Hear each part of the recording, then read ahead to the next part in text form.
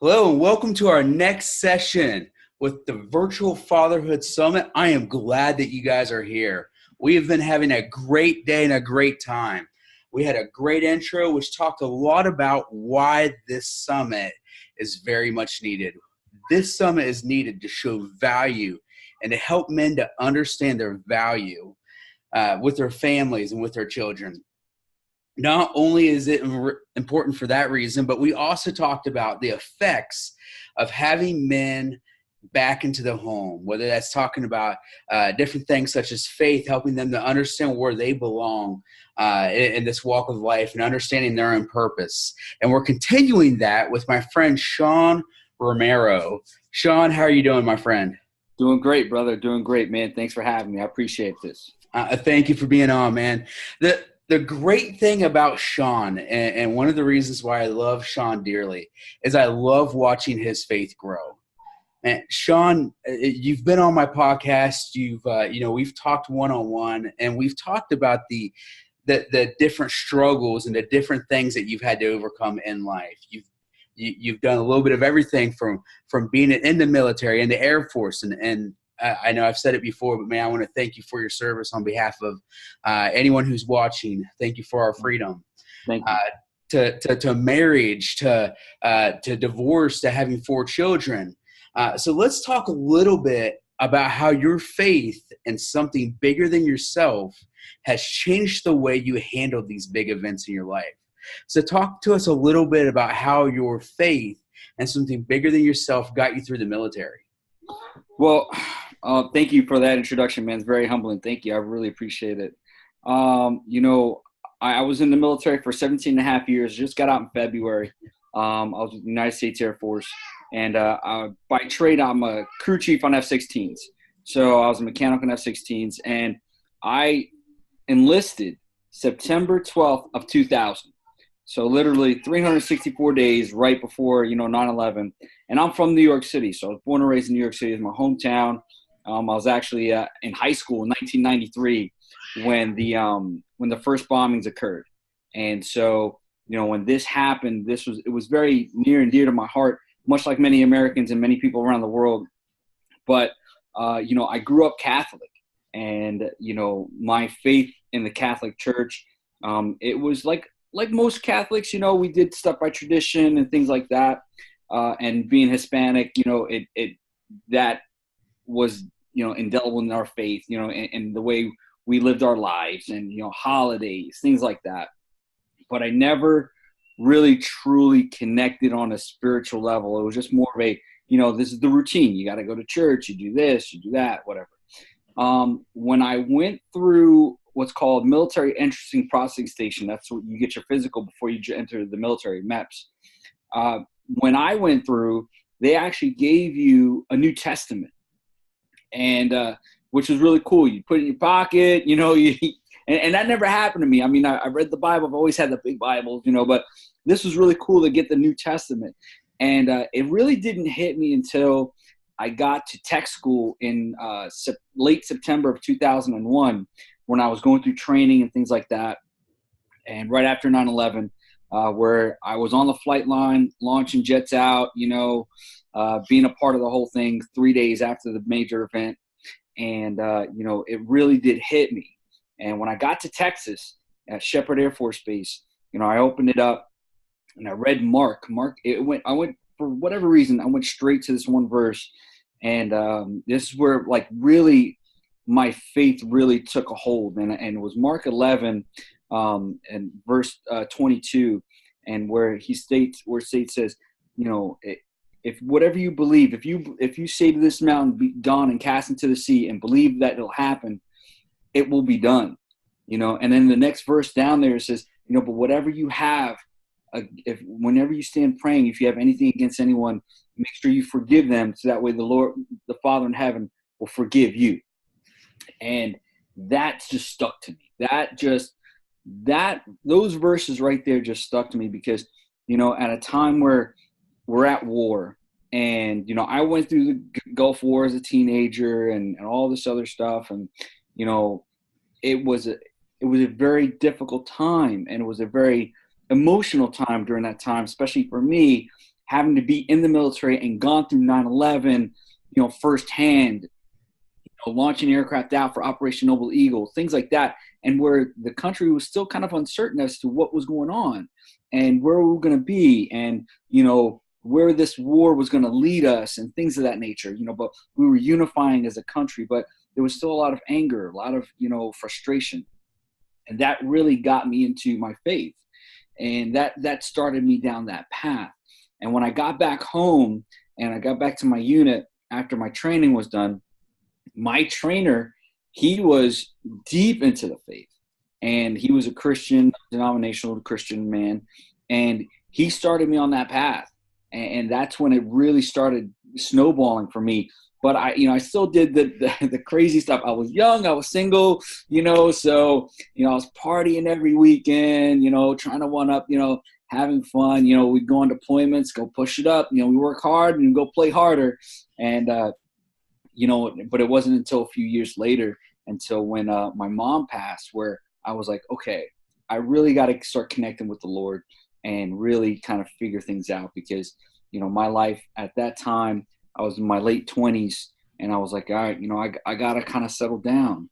And 2 years later is when I met my soon-to-be, my ex-wife now, and we kind of started on that path. But for me anyway, she never really fell into it, even though her family was very, faithful and stuff. But it really helped me out, because she came with, she had 2 children whom I helped raise. And so I just kind of, I wanted to make sure I had that foundation, especially for them. And then as the years grew, I wasn't perfect. I still did a lot of secular stuff where it caused a lot of strife and things like that. But my faith is what I always came back to, and what I always, whenever there was an issue, I always came back to that. And especially in the military, when I was deployed overseas for the first time, in 2004, my faith was with me. I met families and things like that were, affected by, Operation Iraqi Freedom and things, it all came together. And then, but as the years, it wasn't an overnight thing. So as the years went by, I got more mature, my faith became stronger. And then that really became my foundation as I started teaching my children that. And they started seeing me more, getting more into the Bible and doing a little bit more, you saw me, really being a part of that. Even if we didn't get to church every weekend, but they saw me really getting into that and speaking the word and speaking about God and learning more. And it was a huge learning process for me, because, coming from Catholicism, I had all these traditions that I basically had to break. And as I broke those traditions to get into a more, more in line with the word, and really get into that, and where the Holy Spirit can speak to me and talk to me, that really, it all came all together. And then when I went back in February, this past February, when, I resigned from the military, and the following week got divorced, it was, which was crazy. Literally that Saturday I got baptized in my church. It really became this culmination. And, just this past weekend, I was at this wonderful retreat, the Freedom Retreat, and which with Freedom Church down in Baltimore. And it was an amazing experience. And it really, everything has all come together in my faith, so I can listen more to the Holy Spirit, and he can work through me, so I can be a better father. And I can be a better father, be a better husband later on, and I can be a better person all around, and set that example of what I didn't do in my marriage, where I didn't set the example where I was supposed to. And that led me, led my children not to understand so much as to what a man should be and what a father should be, especially a father, a faithful follower, really. So, and that's where it's led me today, where, I make sure that, I'm very cognizant about what I'm doing, and very self-aware of how I'm coming across, especially when I'm teaching, things of life, lessons of life to my children. My eldest right now, my daughter's 13. and I've raised her since she was 1 year old.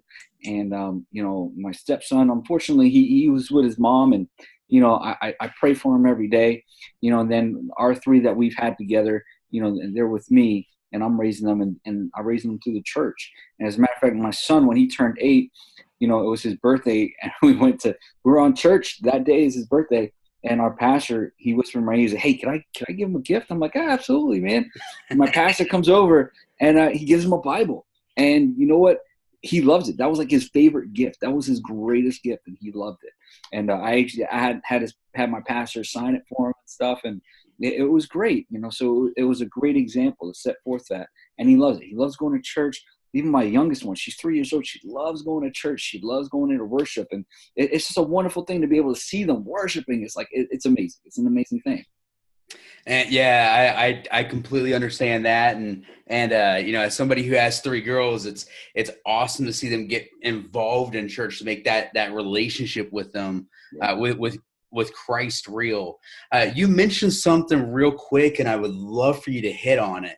Not specifically, for or against a specific type of church, but you really touched on this idea of a checklist Christian versus a relationship Christian. And I love this idea. I love this concept.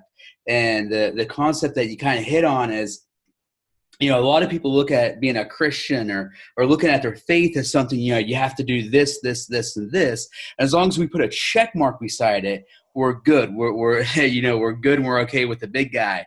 But instead, it sounds like when you went into the military and you started reading the Bible, instead of being a checklist Christian, you became a relationship Christian. You became somebody who had a relationship with Christ. It was not so much anymore about the what can I check off, that I give 10% and church every single time, and all these different things. But instead, it became this idea about having a relationship with something that is so much bigger, so much so much bigger and so much stronger than what you are. And that kind of gave you a purpose. Can you share with us a little bit more about that distinction between a checklist Christian versus a relationship Christian? Sure. Like I said, coming from Catholicism, you had, your basic traditions, that we followed. And again, being Hispanic, it emphasizes it a little bit even more. There's like, you're Roman Catholic, but then you have your Hispanic Roman Catholic. It just throws all this other stuff on there. And, people who are Hispanic know what I'm talking about. It's just those family traditions, and which is great. And that's what makes it fun, especially during the holidays, whatever. But I had to learn, like you said, to become a more relationship person, with Christ, because I had, coming from just being tradition and trying to understand what tradition and doing just the traditional stuff, I didn't understand the relationship where I had to, in Catholicism, the relationship with Christ stops at the priest and stops at the nun, where, and you bring your stuff to the altar, but that's where it stops, and you pray to him, but when that was kind of like pushed away, and I had to understand more about what the relationship I had with Christ and myself and with the Holy Spirit, that's when, my faith grew immensely, and it continues to grow to this day. And I had to learn that. And even when I started in the military and I started, down that path, I still kind of did some of the checklists, like, all right, I did this, Lord, I prayed to you, Lord, where's my new car, man? You know what I mean? Hey, Yep. Hey, Lord, how come this isn't working out? Or, hey, Lord, before I got married, hey, how come this chick didn't call me? You know what I mean? Why did this girl didn't call me? Come on, man, I just prayed for you. You know what I mean? Come on, what's up? So, but then I didn't understand, that it was, hey, it's his will. It's not my will, it's his will. And we do everything for his will, not my will. Not our will, what we want. Because what we want is nowhere, it's so insignificant compared to the greatness that he has for us, and we just have to become more humble and understand that. And over the years, that's what I learned. I learned that you through humility, that God is going to bless you in such an abundance, no matter what hardships you go through. But he kind of like, somebody was telling me about this. I read this story about, where there was a kid who had a glow stick, And, you think about those glow sticks, and especially during Halloween, you're trying to shake it, whatever, it's nothing. But when you break it and you crack it, you hear that crack, and then you shake it up, it glows really bright. And it's kind of like what we do. We have to get our spirits kind of broken. We have to break so we can see whatever's on the inside can start coming out and start shining and that's what God wants for us. And that's what God does for us. He breaks us and he cracks us, and then, he shakes us up while we're in that grinder, like, oh my gosh, what's going on? Our heads are spinning. And when it stops, and finally when the room stops spinning, you realize how bright you're shining, because you come out on top. You're actually on your feet, and everybody around you are like, wow. And you're like, that wasn't me. That was him. That wasn't me at all. I had nothing to do with that. That was him. And that's how it really is, and that's how it really came to be. And I mean, I'm also a private pilot. I've flown airplanes, and I've even flown an F-16. And what they do is, they teach you in pilot training just how to recover from a stall. And so if the airplane is starting to fall, you basically just have you literally have to let it go, and then the airplane will find its medium, and then it'll come back, and then you grab the controls again. And that's basically what God does. You're getting out of control, you got to say, hey, all right, God, you're in control. It's all you. You know what I mean? Your airplane, and he brings it back into control, and he's like, all right, here you go, there you go. Now go ahead and fly, and then you just get the controls back, and you start flying again. And then it's you. So you learn that lesson, and that's really what it came down to me, is where I had to get broken, and God broke me, and he broke me in so many different ways, and I didn't realize it until later on in life, when I became more mature. And people aren't going to understand that. People are not going to understand that as they're going through that. They're going to think, oh, God, you're damning me. Oh, what are you doing? You're forsaking me. No. God doesn't forsake you. God is breaking you, but he's molding you in his image. And as he's breaking you, he's got to break off all those rough pieces to get you to that image that he already has for you. And to be great, to be wonderful, to achieve all those expectations that he has for you. But we sell ourselves short so many times. We sell ourselves short. We're always selling ourselves short. Like, oh, I don't have enough money. I don't have enough talent. I'm not good looking enough. I'm not this and that. I don't have whatever it is. You know what I mean? I'm not the right way. Whatever. But God is saying, you have everything in you. I've already given you everything. Just shake it up, bro. Just shake it up. And let go of that fear, and do your thing. And I've got you, and I'm going to guide you. And, that's when it really came down to, where he taught me how to listen to him and not so much do it on my own. And this past weekend when I was at Freedom Retreat, because I can't tell you how many times I still did it, and it's not like it's a overnight thing. It's a habit, but this past Freedom Retreat really, really let me know that, hey man, he's in the driver's seat. Let him go. Let him get it. Just let him do it. And his path is way better than yours. Don't try to fix it. You try to fix it, you're just gonna mess it up even more, man. Just don't do it. Just don't do it. You're just like basically pouring water on that, nice little coloring that you just did on the table, and everything's going everywhere. Just let him pick it up. And then you can take the water and then just go put it in the sink. You know what I mean? Whatever you got to do. So, but it really was a process, and where I had to let go of my pride and learn how to have that relationship. And just like any other relationship you have with anybody, it's just something that you have to learn, and it's a process. And you got to believe in the process. Yeah, definitely. I completely understand and love what I hear you saying. One of the things I hear you saying, and I love this, is that God gets the credit for picking you up and bringing you through these different struggles. God is what got you through the military. And as you mentioned, as you discussed a little bit, you're one of those people, you've seen action. And you've been in planes, and I know from past conversations you've been crazy high and mentally and stuff like that. You've had your lows. And so what I want to know is, why do you give God credit for walking you through these different events in your life. Why is it that there's so many different things out there to believe in, whether that's science, whether it's ourselves, and not putting your faith in that higher being, that higher power. Why is it that you give God that credit for walking you through these different events in your life? Well, it's pretty simple for me. I give him credit because I always give credit where credit's due. I am not smart enough to create everything around us. You know what I mean? That's not me. That's him. You know, I was born in 1977. Airplanes were well into, their production and different types of airplanes. You know what I mean? And the airplanes that I worked on, they were already coming into existence and things like that.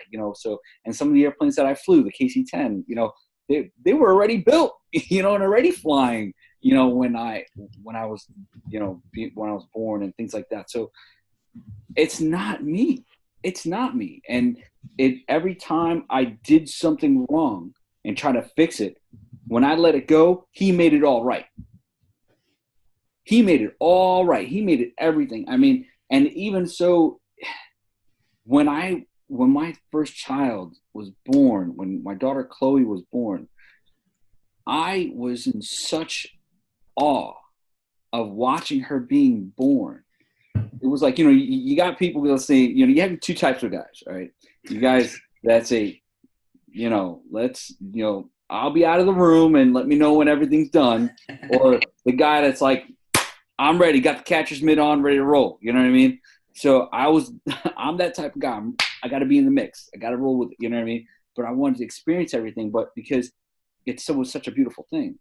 And to be able to see that life, coming to, I've seen life being taken, and, outside of the military. And I'm not even talking in the military. I'm outside the military and growing up. But to be able to see that life being brought into this world, I knew that wasn't me.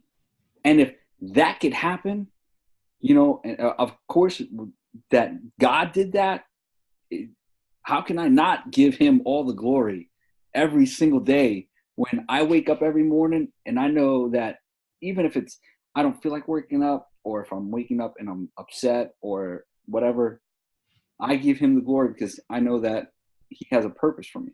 And that day, no matter how bad it may go or how great it may go, it's for his purpose. And there's a lesson to be had, whether the lesson is, hey, you're going to go and show other people how great I am because of the works that I'm doing, because of your life, no matter how low you are. Or you're going to go out there and you're going to make it happen, or you're going to be that blessing for someone else, or you're going to show someone else why you're being blessed through someone else. So it's a no-brainer. It's a no-brainer. When I was in the military, I always told my guys, I said, hey, man, whatever you guys do, when you guys are working for me, I'm going to always make sure I'm going to take care of you, and I'm going to make sure you always have what it takes to succeed. You have all the tools that you need to succeed. You have whatever it is, I don't care. I'm going to make sure you have everything you need to succeed, not for my glory, but I want to make sure that you guys are learning and doing the right thing for your glory. And they do that and they get more invigorated. And when they did something right, like, hey, man, they were on my team, but that wasn't me. That was them. You know what I mean? They did that was it. You got to give that credit. You got to give that credit. And far be it from me. And now, if this was 10, 15 years ago, I'd be like, man, I did that. Yeah, I did that. Yeah, that's right. No, man. It comes with humility. Once you are humble yourself and understand that it isn't you. You have a part in it. You have to play a part. You have to do your part. It's not like God's coming down here and says, hey, here you go. Hey, Merry Christmas. No, it's, you have to do your part too. God says, all right, just like in the marriage, your wife has to come to the table, and then you bring whatever comes to the table, and then you join as one. But you're still bringing stuff to the table. You still got to do your part. Every single day, you may go out to work and she may stay at home. But when you come home, you got to do your part with the family to take some of that burden off of her. And it's the same way that when you're out at work, she's got to do her part to take care of the family while you're gone. And that teamwork there. God is always going to bless you more than what you need, and he's always going to give you what you need, but you still have to do your part. You still have to show up. And if you're not showing up, you're not going to get blessed. And then that's when people are like, oh, man, God, you're not doing anything for me, so I'm going to do it on my own. And then they go ahead and mess it up even more. But when they just do their part and want to do more than their part, that's when God comes down and says, guess what, man? Check this out. Because like I said, I've been blessed where I've seen so many beautiful things around this world. I've been everywhere from, the Middle East, Turkey, Germany, Spain, Korea, Hawaii. I've been to dozens of places, and I see the beauty, God's beauty in everything. And there's no reason why we can't give him that glory and say, thank you. Thank you, Father, for just let me see another day.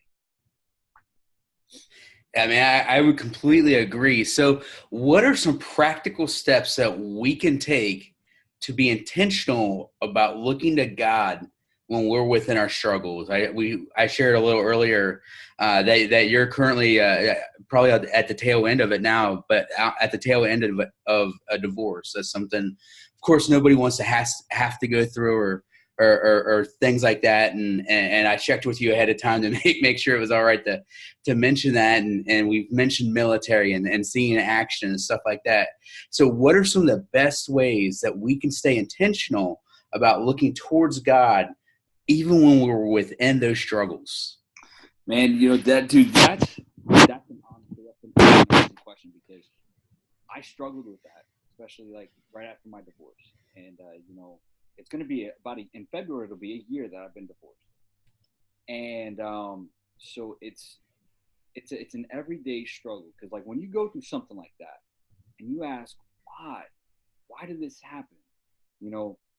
And there was numerous reasons why, and, on both ends. But you sit there and you ask, you play the armchair quarterback, Monday morning quarterback, and you wonder like, oh man, why did this happen? Then you learn and you fall back into the word, and you listen to him, and you listen to him speak to you and speak through the Holy Spirit. And some of the stuff that you can be intentional is, number one, you have to freely let go of the doubt and the pain. If it was you that caused a major hurt, you have to put that down and say, I'm sorry. You have to be intentional about that. You have to be honest with yourself. And you can't just sit there and blame the other person. You have to take the responsibility of what you did wrong. Again, in the military, and we kind of go back to this again, we do debriefings, and and I recommend this for everyone to really understand what a debrief really is. Even though this is kind of like on the higher end debrief, YouTube, Blue Angels debrief, and it'll show them doing their debrief after they did a practice show and how they talked about what they did wrong and this is the best way to really be intentional about it, because once you sit there and you put it out there, you say, yep, I did this and I did that, but I can fix it. That's being intentional, and that's changing the tide. Because the minute you sit there and want to deny what your part was in that and what part you played, that's automatically blocking the blessings. God doesn't want to punish you. He wants you to learn the lesson. So he wants to bless you with more. Just like a good parent, as a father, I tell my kids, I'm not going to tell you no because I can't give it to you. I'm going to tell you no because you haven't earned it yet, and you need to learn the lesson. So when I sit there and discuss something with them, or they do something wrong, and I say, hey, listen, you can't do this because X, Y, and Z, I want them to learn the lesson. Once they learn the lesson, or if they did something wrong, said, hey, you're still going to probably get in trouble. You have to understand there's consequences with your actions, but it's going to be less severe, and you're going to learn more, and you're going to get out of it faster if you just admit what you did wrong. So, with that being said, you have to admit to you, not only to yourself, because remember, God knows what you did. You can't hide it. It's not like, hey, God, you didn't see that, right? You didn't see, no. He saw that. He saw it, and so you got it. He knows that you know what you know that he knows. So you got to just sit there and tell him, hey, he just wants to hear you say it. Just like you knew that your kid went and did something wrong or took, an extra cookie when they weren't supposed to. You knew that. But you just want to hear them say, yeah, I did that. I'm sorry. I did do that, And so that's how you be intentional. You have to be honest. You have to be upfront. Don't lie to yourself. If you're going to lie to yourself, you're going to continue to lie to everyone else, and you're not going to learn the lesson. You're not going to move forward. You're not going to be a better person. Be honest with yourself. Be intentional. That's the best way to be intentional. And then second, after you're honest with yourself, set a course to learn the lesson. And once you learn that lesson, implement those lessons. Whether it's little bitty steps or you just jump into it wholeheartedly, but you got to take those steps to continue to move forward. Because if you're not moving forward by implementing the lesson that you learned, you're going to stay in the same spot and you're just going to be looking out. Now, the rest of the world is going to keep moving by, but you're going to be in the same spot. And the next thing you know, you're going to be even lonelier because there's not going to be anybody around because they're all moved on. And you're still standing there. You're like, oh, wait, well, hey, everybody took off, man. Well, the lights are off and, the bar is closed. Where do I go now? And so you're the only one in the parking lot, but you got to go. You got to move forward. You got to keep moving, but you got to be intentional about learning that lesson and then implementing the lessons that you learned. And then the next big step is really not only just admitting it to God, but if you have to go out and admit it to that person, you have to forgive them. You have to forgive them, because if you don't forgive them, then you're going to carry that burden with you. God doesn't want you to carry that burden. And that burden, I guarantee you, will transcend it to your children. And as a father, and this is something about that, being about fatherhood, you want your kids to learn that lesson. But you don't want to take that burden and transcend that to them, because they're going to feel that. Because you're going to feel that animosity. You're going to have that anger, that hurt. And they'll pick up on that. They'll learn that. And you don't want to transfer that to them. You don't want that to be a generational curse. You want to break that right there. You want to break those chains. You want to break those bonds. And so what you do is you give it to the Lord. You give it to him, set him at his feet, and that's what he wants. You submit to him wholly, and you understand, and you ask for forgiveness. But more importantly, you forgive yourself. You forgive yourself, and you forgive anyone else who has done you wrong, who has hated on you, who's gotten angry at you, but most importantly, forgive yourself for the angry things that you've done. You don't justify it. And by forgiving, it doesn't mean that it wasn't wrong and that, what they did or what you did was justified. You're just admitting that it was wrong. And it's not that it's not going to hurt, but what you're doing is by forgiving, you're saying, I'm no longer letting that hurt or pain transcend in my life to affect me in my future. I'm leaving this here. I'm dropping this here. It's done. It's over with. And I'm moving on. And I'm moving on to something better. Absolutely love that. So as we finish up, our session here with Sean and a vast amount of knowledge, and I would definitely recommend that when this summit's over, go and take a look at what Sean has to offer. Sean's, he's speaking from his heart. He's speaking from a place of experience. These are things that Sean has lived through. It's not something he just talks about. So on a lighter note, as a dad, how has your faith helped you to understand your own relationship with your Heavenly Father? As a dad, oh man, now I know why God gets mad at me. So I know why that. God is he's it's amazing. When you become a dad, you everything changes. Everything becomes like, all right, now I'm the responsible one. I'm that guy. What? What I mean? I gotta buy presents now. What is this? But yeah, it's made me a better person. It's made me more enlightened, and I've seen the funnier side of things, and I also see the consequences of my actions, how I have to be more intentional, and intentional about how I'm showing them and how I'm doing them and how I'm doing for them, and things like that.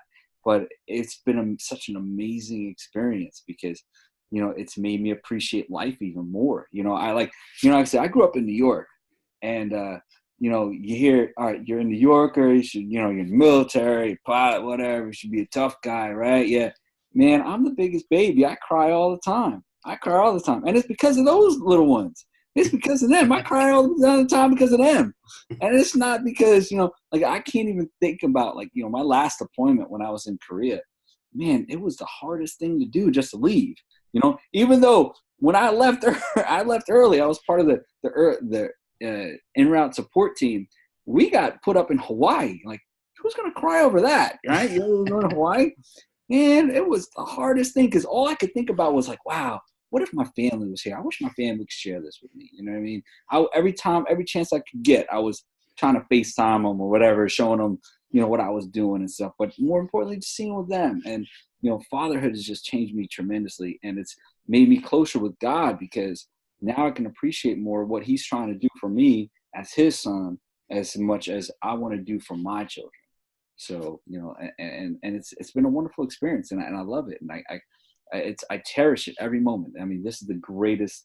No matter what I've done, and I've taken Kid Rock on tour for a USO tour. I've done some pretty cool stuff. I can admit it. I'm not here to brag, but nothing's ever, honestly, and I don't care how cliche it may sound, but nothing even compares to being a dad. It really does. Nothing compares. So what does it mean to you as the last question? What does it mean to you to be called a God's son, or a son of God, as somebody who's accepted that and is covered by His grace and His mercy, and that when God thinks of everything He created, He looks at you and He says, "Man, Sean is very good. The Grand Canyon's good. Hawaii's good. Niagara Falls is good." And I've never seen Hawaii, but I can only imagine. So, but God looks at his creation, Niagara Falls and the Grand Canyon, and things that we were like, "Oh, dude, like that is awesome." And God says that's good. But the second He looks at Sean, He sees something that is very good. What does it mean to you to be called a son of God? It means everything to me. It really does. It means everything to me. I just said this to my kids yesterday. We're in the store, and we're talking, and I said the three things in life that you always should. This is your three things in life that should always be your priority. And my 10-year-old daughter comes in and goes, "Hey, your kids, right?" I go, "Yes, they're number two. So God's number one." They go, God's how is God going to be number one? I said, because God has given us everything. It's to be able to be called the son of God, to be a part of that it's amazing to know that I'm always going to be loved. I'm always going to be cherished. I'm always going to be taken care of. I'm never going to be forgotten about. I'm never going to be alone. Those are the things, those pillars right there drive so many people crazy and hurt so many people that, that drives a lot of anxiety and despair and depression. To know that God loves me that much, man, I can't ask for anything else. It's indescribable. It really, truly is. Yeah, man, I completely agree. I remember one time doing prison ministry, and I had a chance to sit down with these guys and tell them that same thing, that when God created the Grand Canyon, Niagara Falls, take anything in any country, because there's some gorgeous things in this world that God has handed to each and every single one of us. And yet when we look at those things, we marvel at their sight. And we're like, "Oh man, like that is awesome. It's so gorgeous and so tremendous." And yet when God takes a look at us, that is what He sees. and that is what he tells his angels. Wow, look, Sean, man, there's my son. I'm so proud of him. And so we need to understand that, like, this concept of faith, and like I said earlier, regardless of what you put your faith in, and I respect people who believe all different types of things and stuff, but regardless of what you put your faith in, understanding this concept of faith, and that there is a God who cares for us and loves us, and he gives each and every single one of us a purpose, and he cherishes you specifically, no matter what your past is. He still loves you. Amen. Amen. So to sum it up, Sean, tell us a little bit about your business and how people can get in contact with you. Yeah, absolutely. Thank you, man. So I have created my own ministry called Faithfully Led. And so my ministry, I coach men who are battling depression, anxiety, things like that through personal coaching, one-on-one coaching. And I also have my other leadership stuff, because I'm also a certified John Maxwell coach, and I have other programs that I help people deal with, everyday life critical thinking skills, building critical thinking skills on an everyday level, on a practical level. And you can find me you can email me directly, Sean@faithfullyled.com, or on Facebook, Faithfully Led, and on Instagram, Faithfully Led. You can go ahead and check me out there. And if you want to know more about my one-on-one coaching, contact me directly. And, I like to, because everyone is different and there's not a cookie cutter. I have my programs there. Like I have my one program that, and as a matter of fact, I have 2 projects in the works right now that I'd love to share with everyone real quick. I have a 30-day challenge that I'm coming up to impact everyone on this new year, to get everybody get motivated for the new year for 2019, to, master that storm of 2019.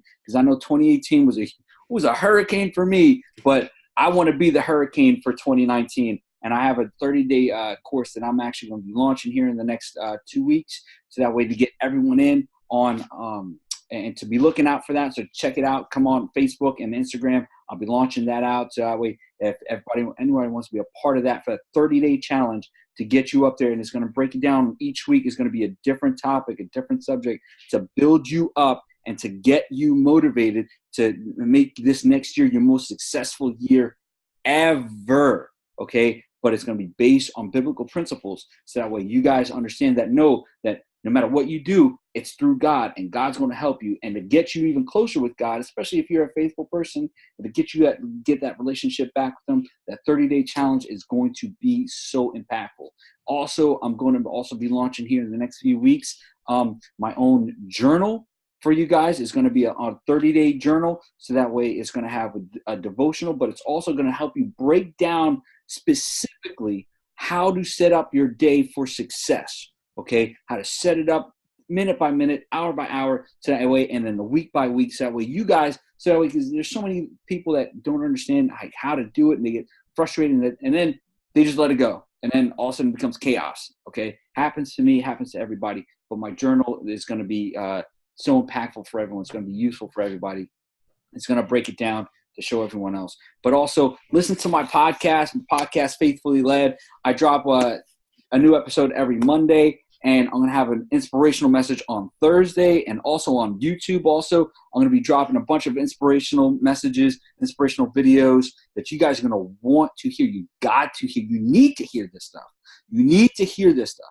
And I've actually just teamed up with another network out of New York called the Alpha Network for Men. Find that on Facebook also. I can send you the link so you can post it out there, because men need an outlet. We need an outlet for this.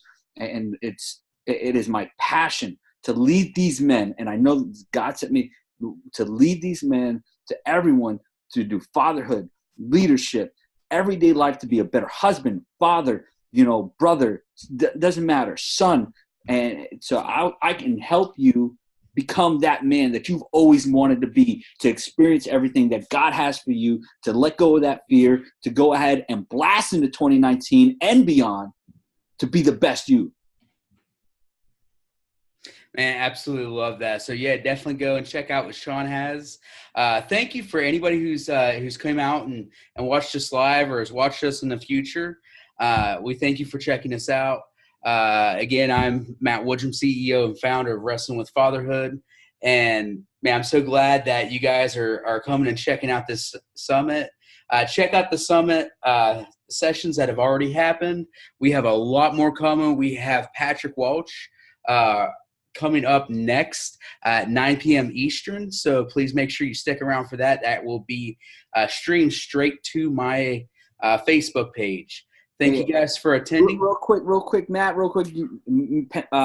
just to let you know, Patrick and I also have our own podcast together called High Impact Leadership for Men. So listen to that. Please like and subscribe and share both of our podcasts. And also for Matt's podcast, we had a great interview. I love that interview. Go ahead, check it out, guys. So listen to this. They're very impactful, and I bless you. Thank you so much again. God bless you, Matt. I really do appreciate this opportunity, man.